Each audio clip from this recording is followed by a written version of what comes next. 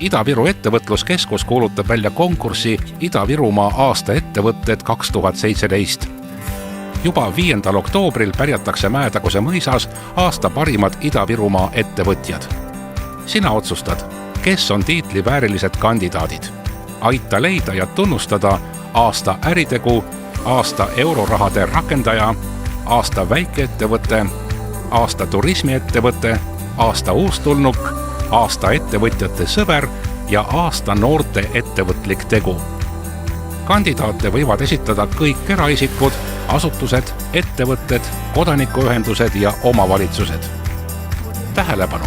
Kandidaatide esitamise tähtaeg on 4. september. Esita oma kandidaat Ida-Viru ettevõtluskeskuse kodulehel aadressil www.ivec.ee.